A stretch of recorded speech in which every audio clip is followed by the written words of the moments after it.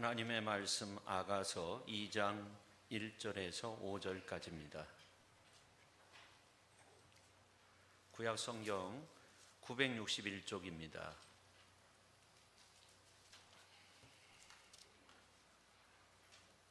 나는 사론에 수선하여 골짜기에 백합화로다. 여자들 중에 내 사랑은 가시나무 가운데 백합화 같도다. 남자들 중에 나의 사랑하는 자는 숲을 가운데 사과나무 같구나. 내가 그 그늘에 앉아서 심히 기뻐하였고 그 열매는 내 입에 달았도다. 그가 나를 인도하여 잔치집에 들어갔으니 그 사랑은 내 위에 깃발이로구나. 너희는 건포도로 내 힘을 돕고 사과로 나를 시원하게 하라. 내가 사랑함으로 병이 생겼음이라. 아멘. 기도하겠습니다.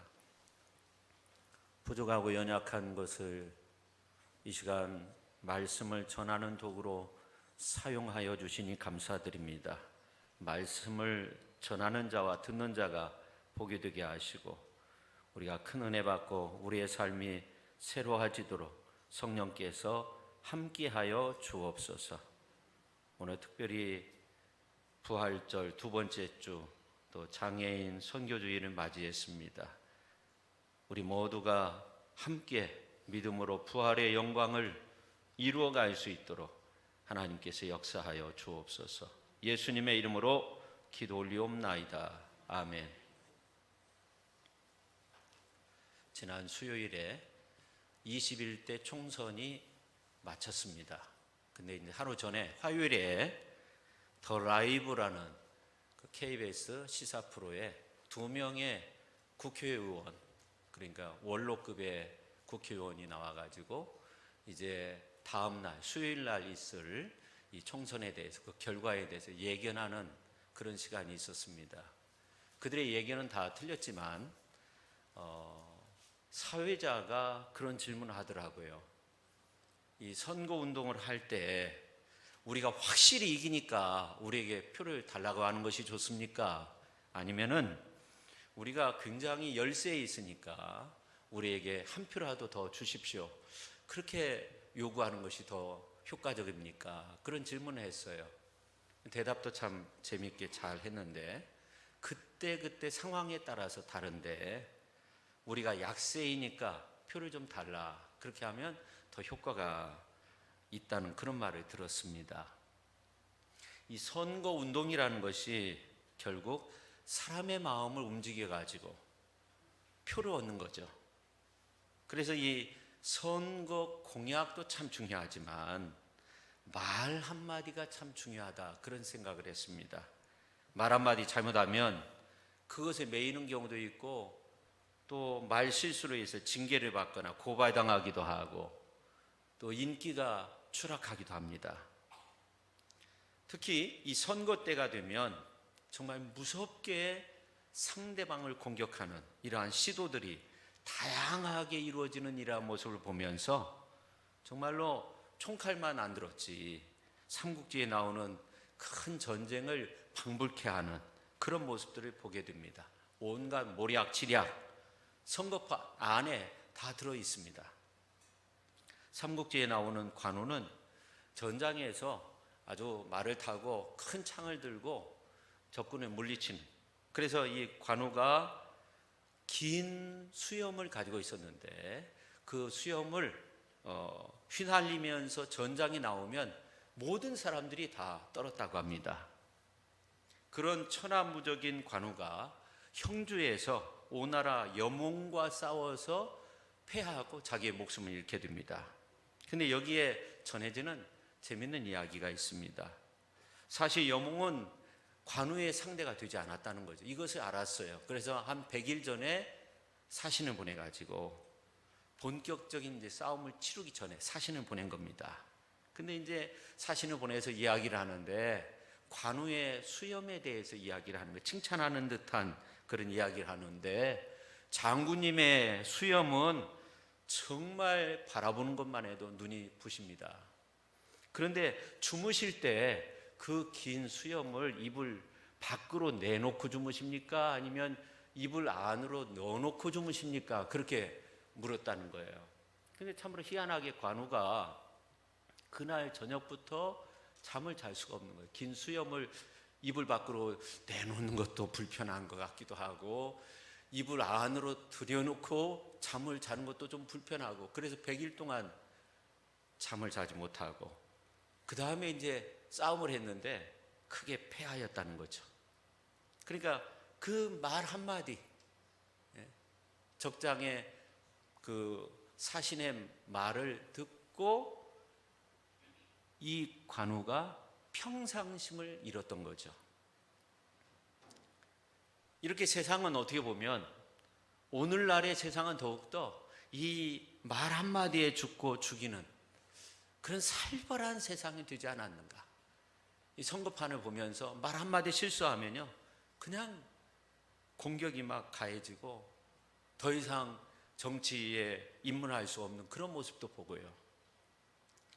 근데 우리가 선거나 운동이나 사업이나 어떤 인간관계, 모든 것들이 이 상대방과의 경쟁 관계 속에 있는데, 거기에서의 패배는 우리에게 정말 큰 아픔을 주는 것 같아요. 총선에서 낙선된 사람들의 마음이 얼마나 아프겠어요.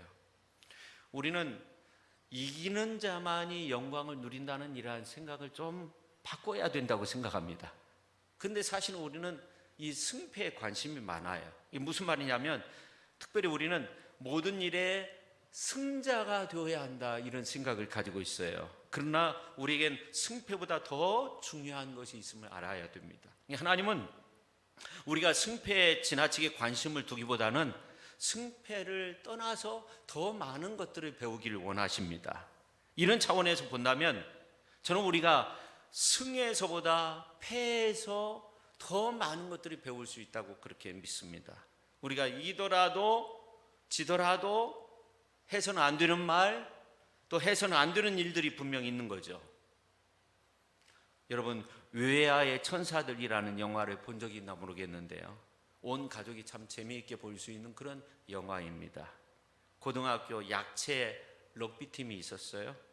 근데 이 천사가 나타나서 럭비공을 막 날아가게 하기도 하고, 럭비공이 원래 이제 어디로 튈지 모르기는 하지만 방향을 바꾸기도 하고, 그래서 결국 이제 그 럭비팀이 약체 럭비팀인데 승리하게 된다는 그런 이야기입니다. 그도 그럴 것이 상상을 초월해서 럭비공이 막 갑자기 하늘로 치솟기도 하고요, 해프닝이 벌어지죠. 근데 이제 승리하였기 때문에 재미있다기보다는 그 럭비공 하나에 사람들의 그 사랑의 모습이 담겨져 있는 거예요. 우리 삶도 마찬가지인 것 같아요.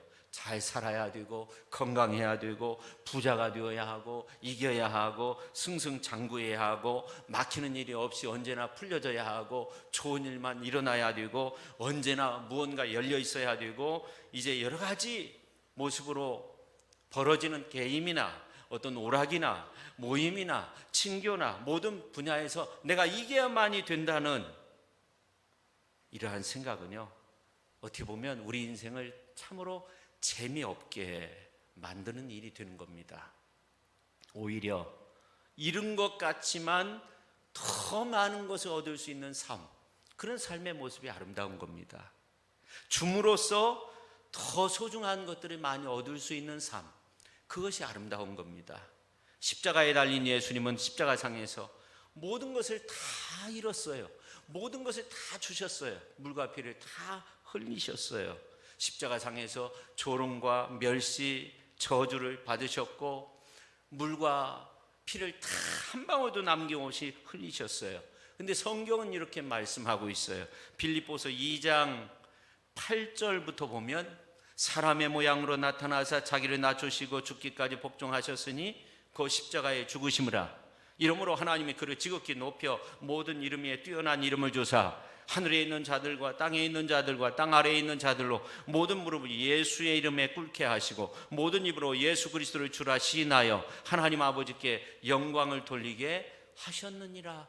참 놀라운 말씀이에요. 주님은 십자가상에서 모든 것들을 다 잃었지만 부활의 영광을 누리셨어요. 하나님 그렇게 역사해 주신 거예요. 성도 여러분, 우리 인생의 삶 속에서 가끔 불어닥치는 패배는 진정한 의미의 패배가 아닙니다. 승리를 이루기 위한 일순간의 위장된 패배입니다. 어떤 분들을 보면 이기고도 지는 분이 있어요. 또 어떤 분들은 지고도 이기는 분이 있어요. 승패에 관한 유명한 말이 있죠. 당신이 이기고 지는 거에 대해 너무나 연연하면 당신은 결국 진 것이다. 이기고 지는 거에 너무나 연연하면 당신은 결국 진 것이다. 우리가 깊이 새겨야 할 교훈의 말씀이에요.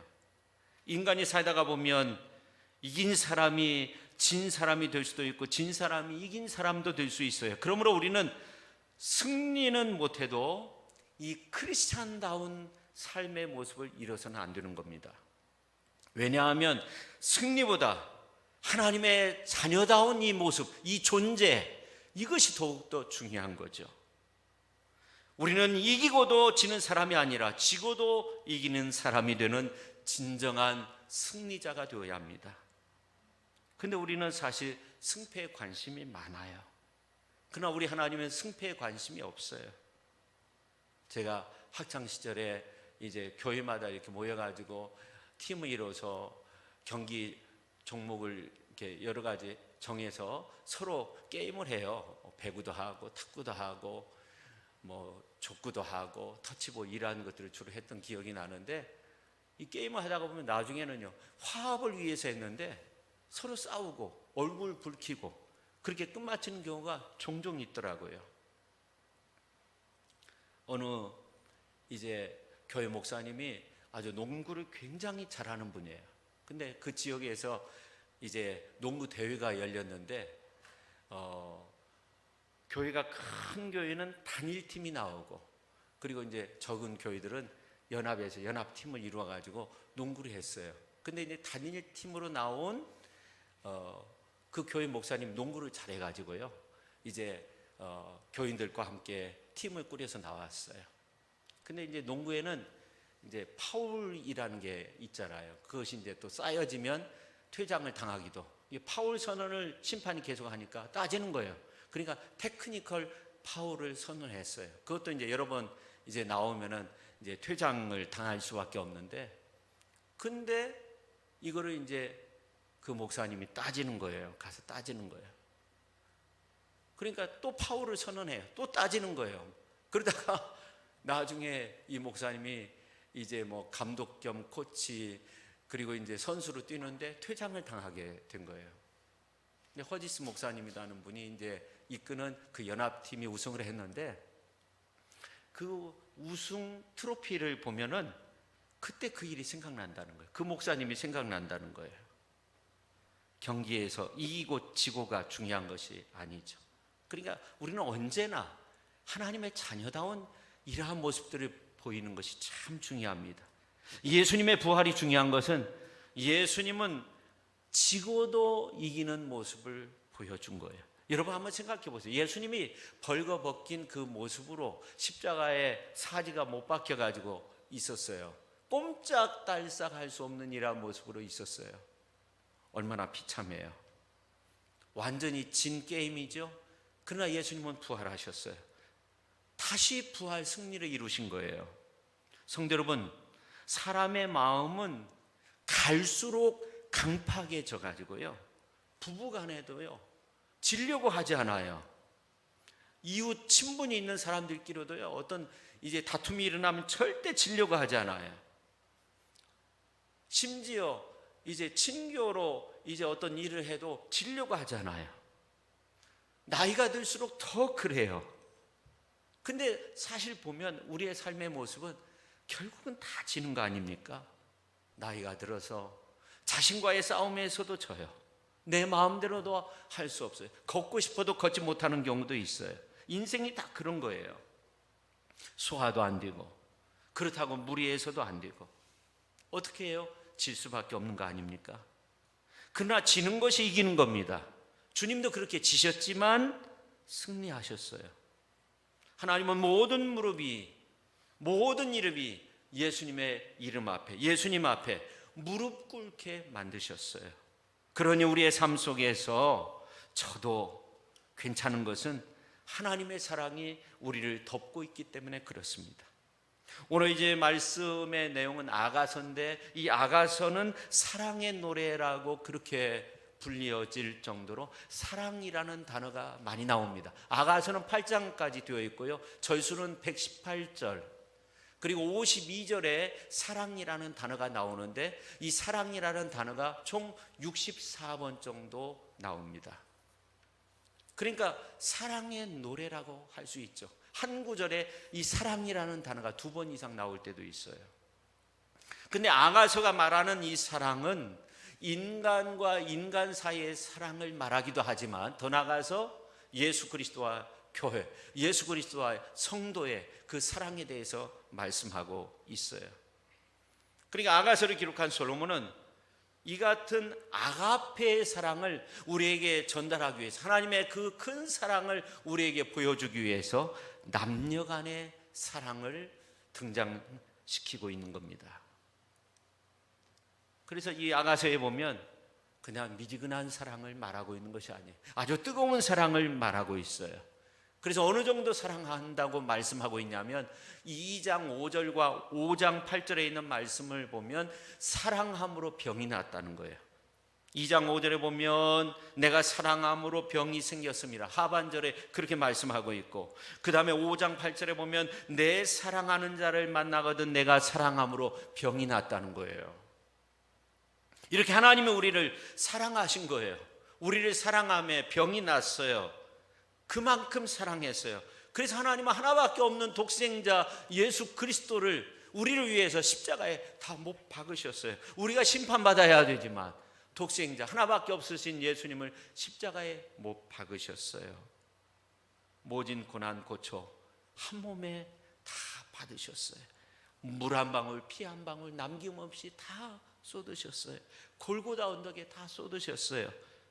그러나 죽은 지 3일 만에 부활하셨어요. 하나님은 우리를 사랑하시되 끝까지 사랑하셨어요. 그래서 아가서 8장 6절에 있는 말씀을 보면 하나님의 사랑은 죽음같이 강하다. 나는 너를 도장같이 내 마음에 품고, 여러분 소중한 도장은요 얼마나 잘 간직해요. 함부로 도장 찍으면 안 되잖아요. 도장같이 내 마음에 품고 도장같이 팔에 두라. 사랑은 죽음같이 강하다는 거예요. 하나님의 사랑이 그렇게 우리를 뜨겁게 사랑하신다는 거예요. 그래서 우리들도 하나님을 사랑해야 됩니다. 예수님을 사랑해야 됩니다. 우리 자신을 사랑해야 됩니다.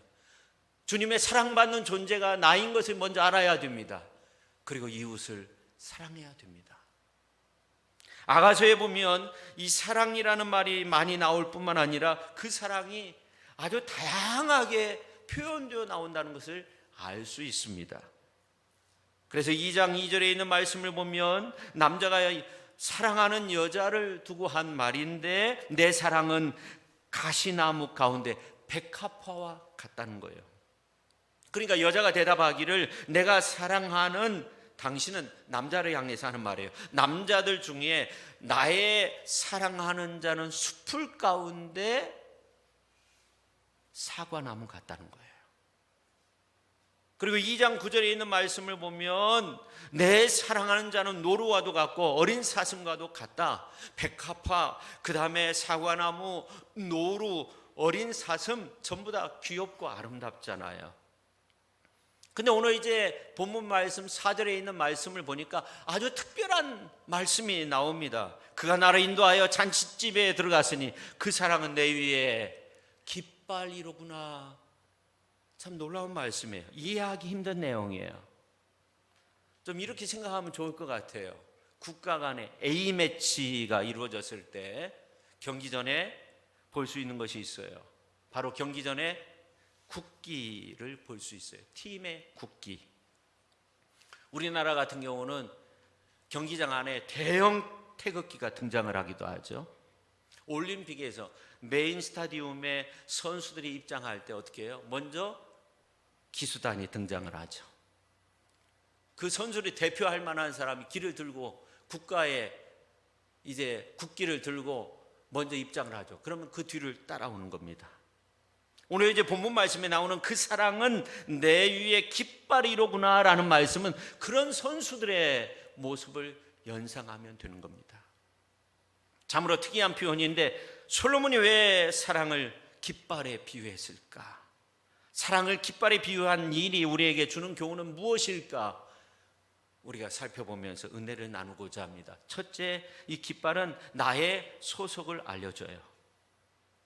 여러분 올림픽 개막식, 폐막식 보면 우리나라 선수 중에 대표적인 선수가 이제 우리나라 태극기를 들고 먼저 입장을 하죠. 나머지 선수들이 뒤따라 입장을 합니다. 이렇게 길을 든 선수 뒤를 따라 들어오는 것은 나는 이 깃발에 표시된 국가에 소속되어 있습니다. 그런 의미가 있는 거죠. 오늘 술람미 여인이 그 사랑은 내 위에 깃발이로구나 그렇게 표현한 것도 나는 사랑하는 당신께 소속되어 있다는 거예요. 나는 당신의 것이라는 거예요. 더 나아가 다른 남자들은 더 이상 내게 관심 두지 마십시오 그런 뜻도 있어요. 언제나 우리들 위에는 주님의 깃발이 세워져 있다는 것을 알아야 됩니다. 그래서 세상 사람들 앞에서 나는 주님의 것입니다. 나는 예수님께 소속되어 있습니다. 나는 예수님을 믿는 사람입니다. 그렇게 고백할 수 있어야 되는 거죠. 일찍이 구약의 예언자 이사야는 예수님을 깃발에 비유해서 말한 적이 있어요. 이사야서 11장 10절에 있는 말씀을 보면 그날에 이새의 뿌리에서 한 싹이 나서 만민의 기치로 설 것이요 열방이 그에게로 돌아오리니 그가 거한 곳이 영화로우리라 그렇게 말씀했습니다. 11장 12절에 있는 말씀 보니까 여호와께서 열방을 향하여 기치를 세우시고 그렇게 말씀하고 있어요. 여기에 기치를 세운다 이 말은 예수 그리스도를 통한 구원의 은혜를 말씀해 주고 있는 겁니다. 세상에 소속이 없는 것처럼 서러운 일이 어디 있습니까? 이번에 총선 때 보면 무소속으로 출마하잖아요. 그래도 소속이 필요하니까 당을 만들기도 하고 군소 그러한 정당이 난립하게 된 거 아닙니까? 여러분 우리가 예수님께 속한 것을 우리는 감사하면서 살아야 됩니다. 할렐루야. 우리가 시천교회 안에서 이렇게 함께 신앙생활 할 수 있다는 거 우리가 감사할 수 있어야 됩니다. 우리들 위에 언제나 주님의 깃발이 서 있어서 나는 주님의 것입니다. 나는 주님의 백성입니다. 나는 주님의 자녀입니다. 나는 주님의 사랑을 받고 있습니다. 세상 사람들에게 알려주고 주의 백성으로 바르게 살아 내 위에 세워진 주님의 깃발을 힘있게 펄럭이게 하는 내 위에 세워진 그 주님의 깃발을 힘있게 펄럭일 수 있는 그런 훌륭한 성도님들이 다 되실 수 있기를 예수님의 이름으로 축원합니다. 두 번째, 깃발은 내가 있어야 할 곳을 알려주는 거예요. 이스라엘 백성들이 애굽에서 나와 가나안 땅을 향해서 갈 때 광야에서 진을 칠 때가 있었어요. 그때 막사 한 가운데 성막을 세웠고 그리고 막사를 쳤어요.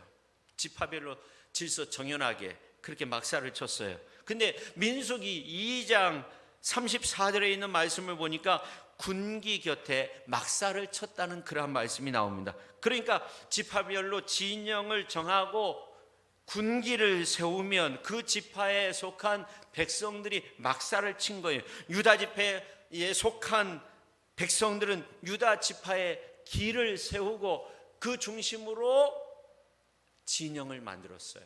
막사를 지었어요. 루벤 지파 사람들도 마찬가지입니다. 루벤 지파에 기가 있었다는 거예요. 뭔가 세워놓고 그리고 그 중심으로 막사를 세웠어요.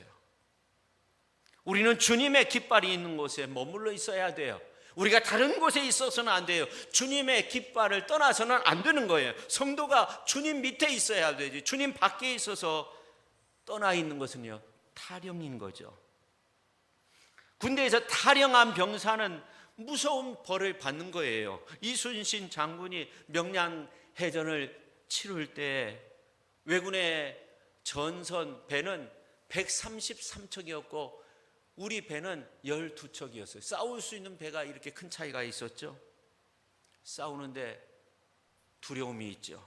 그래서 이순신 장군이 초요기를 꽂았다고 하잖아요. 이 초자라는 말은 부를 초자, 전장에서 대장이 장수들을 불러놓고 호령하는 그 기를 말하는 거예요. 초요기를 세우는 것은 이건 삼엄한 명령의 표시입니다. 후퇴해서는 안 된다는 거예요. 후퇴하는 자는 가만히 두지 않는다는 거예요. 그러니까 막 돌격하기 시작합니다. 조수가 빠질 시간이 되고 우둘목에 급한 조수와 그리고 미리 물밑에 메워둔 철쇠를 통해서 대승리를 거두게 되잖아요. 성경 이사야에서 5장 26절에 있는 말씀을 보면 주님께서 길을 세우고 먼 나라를 불러가지고 땅 끝에서부터 자기에게로 오게 하실 것이라고 그렇게 말씀하고 있어요. 그가 기치를 세우시고 먼 나라를 불러 땅 끝에서 자기에게 오게 하실 것이라. 주님께서도 먼 나라 땅 끝에서부터 자기에게 오도록 하기 위해 초요기를 세우신 거예요. 우리가 그 밑을 떠나서는 안 돼요. 주님을 떠나려고 해서는 안 돼요. 떠날 수도 없어요. 다윗은 이 사실을 알았어요. 그래서 시편 139편 7절에서 10절에 있는 말씀을 보면 내가 주의 영을 떠나 어디로 가며 주의 앞에서 어디로 피하리까? 내가 하늘에 올라갈지라도 거기 계시며 스올에 내 자리를 펼지하도록 거기 계시나이다. 내가 새벽 날개를 치며 바다 끝에 가서 거주할지라도 주께서 주의 손이 나를 인도하시며 주의 오른손이 나를 붙드신다고 그렇게 말씀하고 있어요. 거기서도 주의 손이 거기서도 나를 붙잡고 있는 거예요. 주의 오른손으로 나를 붙들고 있는 거예요. 우리는 주님을 떠나서 행복을 누릴 수 없어요. 어거스틴이 진정한 행복, 참 만족을 찾아서 세상으로 나간 적이 있어요. 그렇지만 찾을 수 없었어요. 그가 회개하고 하나님 앞에 돌아와서 첫 번째 한 말이 뭐냐면 주님을 떠나서는 참 행복이 없었습니다. 이 말은 오늘 아가서에 나오는 그 사랑만이 내 위의 깃발입니다. 그런 말씀에 나는 사랑하는 주님 곁을 떠나지 않겠습니다. 선언하고 있는 거죠. 주님께 대한 이러한 사랑의 고백이 오늘 우리의 고백이 되어야 할 줄로 믿습니다. 세 번째, 깃발은 승리를 약속하는 겁니다. 4절에 보면 그 사랑은 내 위에 깃발이 이로구나. 이것은 여자가 남자를 두고 한 말인데 6장에 있는 말씀을 보면 반대로 남자가 여자를 깃발에 비유해서 표현하고 있는데 4절에 있는 말씀을 보면 내 사랑아 너는 디르사같이 어여쁘고 예루살렘같이 곱고 깃발을 세운 군대같이 당당하구나. 디르사라는 이름이 참 멋진 이름인데 그 이름 의미가 아름답다, 즐거움, 그러한 뜻을 가지고 있습니다. 그리고 10절에 있는 6장 10절에 있는 말씀을 보면 아침빛같이 뚜렷하고 달같이 아름답고 해같이 맑고 깃발을 세운 군대같이 당당한 여자가 누구인가? 이러한 표현들 4절에 있는 그리고 10절에 있는 이러한 표현들 디르사와 같다 이러한 표현들 패배한 군대를 향해서 그렇게 표현할 수 없어요. 승리한 깃발을 세우고 있는 그런 군대를 향해서 이런 놀라운 표현을 할 수 있는 겁니다. 이스라엘 백성들이 출애굽해가지고 르디딤이라는 곳에 갔을 때 아말렉 사람들이 쳐들어오는 겁니다. 그래서 여호수아는 나가서 싸우도록 하고 이제 모세는 아론과 훌을 동반해서 같이 이제 산 위로 올라가게 돼요. 저도 그 산 위에 올라간 적이 있는데 거기에 보면 이제 먼 곳이 다 보여요. 전장이 다 보이는 거죠. 모세가 손을 올리고 하나님 앞에 기도하면 이스라엘 백성들이 승리하게 되는 거예요. 그래서 아론과 훌이 밑에서 받치고 손이 내려오지 않도록 그렇게 붙잡고 있어요. 완전한 승리를 이루었습니다. 완전한 승리를 이루고 그 다음에 모세가 단을 쌓게 되는데 그 단의 이름이 뭐냐면 여호와 니시라는 거예요. 여호와 니시, 하나님의 중요한 이름 가운데 하나인데 여호와는 나의 기가 되신다.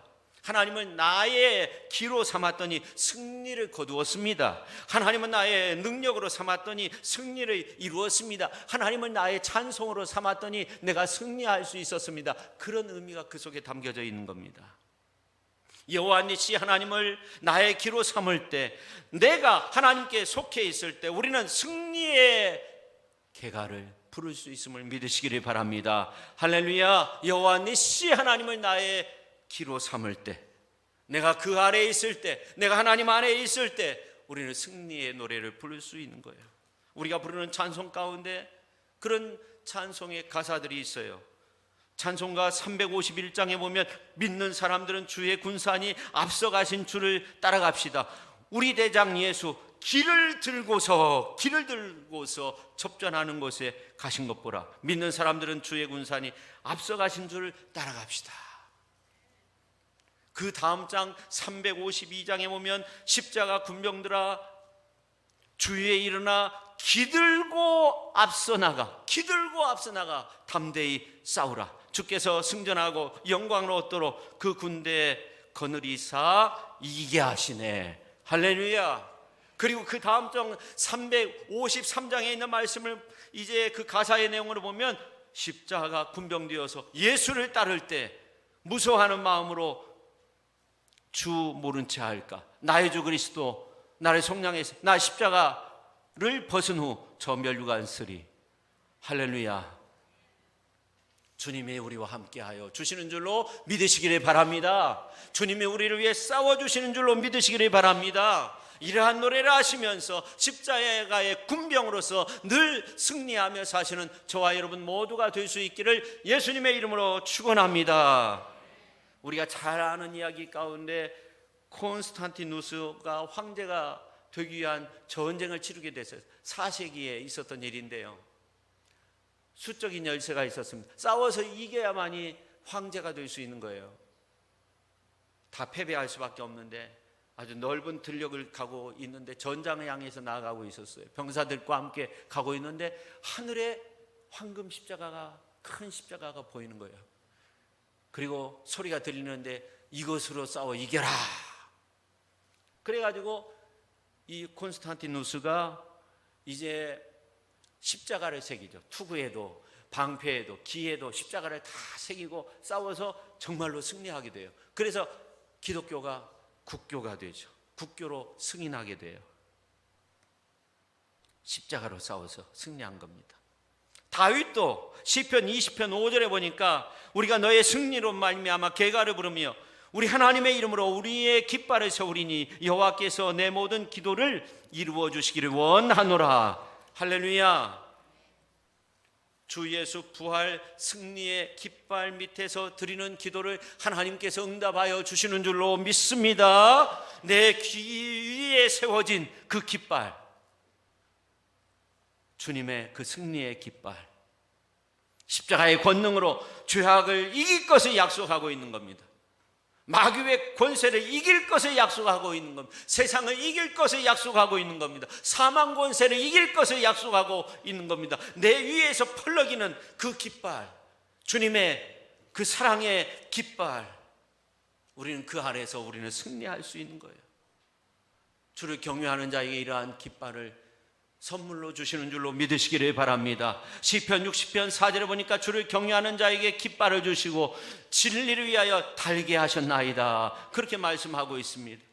나는 내 위에 승리를 주시는 그 깃발을 세울 만한 자격이 있어요. 주님이 나와 함께 하시기 때문에, 승리의 깃발을 주님이 세워주시기 때문에 오늘 우리들도 주님이 주시는 그 승리의 깃발을 휘날리면서 살아갈 수 있는 자격이 있는 겁니다. 그것을 주의 은총이라고 마르틴 루터는 말했어요. 오직 믿음으로, 오직 말씀으로, 오직 은총으로. 그게 은총인 거예요. 주님의 은총으로 내가 부활 승리의 깃발을 들고 살아갈 수 있는 거예요. 나는 부족하고 나는 약해도 내 위에 계신 주님이 계시기 때문에 주님의 은총으로 나는 승리할 수 있는 겁니다. 할렐루야. 나는 쓸모없는 존재인 것 같지만, 나는 너무나도 연약한 존재인 것 같지만, 그러나 주님이 함께 계심으로 우리는 승리의 깃발을 휘날릴 수 있는 겁니다. 말씀을 마치면서 장애인 주일을 맞이해서 어느 한 예화를 말씀드리고자 해요. 그 장애인 학교 기부금을 모집하는 그런 행사에서 연설을 하게 되었습니다. 학교의 봉사자들을 이제 칭찬한 후에 이런 말을 해요. 하나님께서 하신 모든 것은 완벽하지만 저의 아들 쇠이는 완벽하지 않습니다. 저는 쇠이의 장애를 볼 때마다 마음이 아파서 가끔 쇠이를 향한 하나님의 계획이 무엇인지 묻습니다. 그 계획을 저는 다른 사람들이 쇠이를 사랑으로 받아줄 때 깨닫게 됩니다. 장례가 조용해졌어요. 쇠이 아버지는 계속 말을 합니다. 얼마 전 나는 쇠이와 함께 공원에 갔습니다. 거기에 가니까 야구를 하는 아이들이 있었습니다. 쇠이가 말했습니다. 나도 저 아이들과 함께 야구를 할 수 없을까? 분명히 할 수 없다는 것을 안 아버지는, 쇠이 아빠는 이제 그 아이들한테 가서 한 아이에게 물었어요. 우리 아이가 장애가 있는데 같이 야구를 할 수 없냐고. 그러니까 이 아이가 이제 대답을 할 수가 없으니까 다른 친구들, 야구하고 있는 친구들한테 물었어요. 그래서 같이 하도록 했어요. 근데 지금 8회인데 우리가 6점 차이로 지고 있는데요. 9위부터 저희 선수로 내보내주세요. 근데 이제 8회 말에 3점을 빼가지고 3점 차이가 된 거예요. 9위 초가 됐어요. 쇠이는 아이들의 도움으로 글러브 껴본 적도 없는데 글러브를 끼고 외야수에 있는 거예요. 공이 한 번도 간 적이 없는데, 비록 타구가 거기까지 가지 않았는데 외야에 서 있는 것만 해도 흥분되는 거예요. 쇠이는 한박 웃음을 지으면서 서 있는 이 쇠이에게 아버지는 스탠드에서 앉아서 막 손을 흔들고 있어요. 9위 말이 됐어요. 쇠이의 팀이 다시 1점을 뽑아가지고 이제 투아웃에 말루 찬스가 된 거죠. 말루가 된 거예요. 역전주자가 이제 나가 있는 거예요. 근데 타석에 투아웃인데 누가 서게 됐냐면 쇠이 차례가 됐는데, 중요한 건 쇠이가 타석에 서면 분명히 질 수밖에 없어요. 어떻게 이제 야구 방망이를 잡아야 되는지, 어떻게 휘둘러야 되는지 잘 모르는 아이였어요. 근데 약속대로 쇠이를 내보냈어요. 상대팀 투수가 공을 던지는데 몇 발자국 와서 천천히 공을 던져요. 근데 헛스윙을 했어요. 더 가까이 와서 아주 천천히 공을 던지니까 쇠이가 방망이로 받아쳤어요. 투수 앞에 공이 탁 떨어졌어요. 투수가 이제 1루에 던지면 게임은 끝나는 거, 지는 거예요. 근데 이 투수가 외야 쪽으로 멀리 공을 던져버렸어요. 그러면서 쇠야 1루까지 빨리 뛰어. 그러니까 막 이 쇠이가 막 뛰는 거예요. 잘 뛸 수 없었지만. 그러니까 1루에 가니까 2루까지 뛰어. 그러니까 2루까지 막 뛰어요. 그때 이제 외야수가 공을 잡게 되었어요. 2루에 보내면은 이제 아웃돼 가지고 끝나는 게임이에요. 근데 이 우익수였는데 우익수도 공을 3루 저 멀리 던져버렸어요. 그러면서 빨리 3루로 뛰어. 이 쇠이가 3루까지 막 돌았어요. 그러다가 또 모든 선수들이 홈을 향해서 뛰라고, 쇠이야 홈으로 달려, 홈으로 달려. 결국 홈에 도착했어요. 영웅처럼 갈채를 받았어요. 말로 홈런을 때린 거예요. 그날 양쪽 팀의 아이들은 이 쇠이를 향한 하나님의 계획을 깨닫도록 도와준 외야의 천사들이 된 거죠. 그날 그곳에 있었던 모든 사람들은 이기는 것이, 진정 이기는 것이 무엇인가, 그리고 왜 이겨야 하는가, 왜 져야 하는가, 진짜 이유를 배우게 되었다고 합니다. 우리는 이기고도 진 사람이 되지 말고 지고도 이긴 사람이 될 수 있어야 됩니다. 하나님께서 쇠이 같은 아이를 이 땅에 보내실 때 하나님의 계획을 깨달을 수 있는 기회도 우리에게 주신다는 거. 우리가 언제 하나님의 계획을 깨닫게 됩니까? 우리가 사랑으로 대할 때 깨닫게 되는 거예요. 그분의 사랑의 기가 깃발이 내 위에 있을 때, 그분의 사랑의 기가 깃발이 내 위에 있어서 그 깃발이 휘날릴 때, 그리고 더 나아가 그분의 사랑의 기가 나와 내 가정과 그리고 더 중요한 우리 이웃 가운데에 그 깃발이 세워져 있을 때, 바로 그때 하나님은 우리를 진정한 승리자로 세워주신다는 거 여러분 꼭 기억하시고, 믿음 안에서 승리하는 저와 여러분 모두가 될 수 있기를 예수님의 이름으로 축원합니다. 기도하겠습니다. 하나님 아버지 감사드립니다. 오늘 부활절 두 번째 주, 또 장애인 선교주의를 맞이해서 그 사랑이 내 위에 주님의 그 큰 은혜와 사랑을 다시 한번 깨닫게 해주시니 감사합니다. 아버지 하나님이여, 그 사랑의 깃발이 내 위에, 내 가정 위에, 그리고 더 나아가서 우리 주변에 있는 많은 사람들 이웃 위에 그 깃발이 휘날릴 수 있도록 우리가 믿음으로 서로 사랑하고 또 주 예수 그리스도의 사랑을 함께 나누며 주님 보시기 아름다운 그런 공동체, 또 우리의 삶을 만들어갈 수 있는 저희들 모두가 되게 하여 주옵소서. 예수님의 이름으로 기도하옵나이다. 아멘.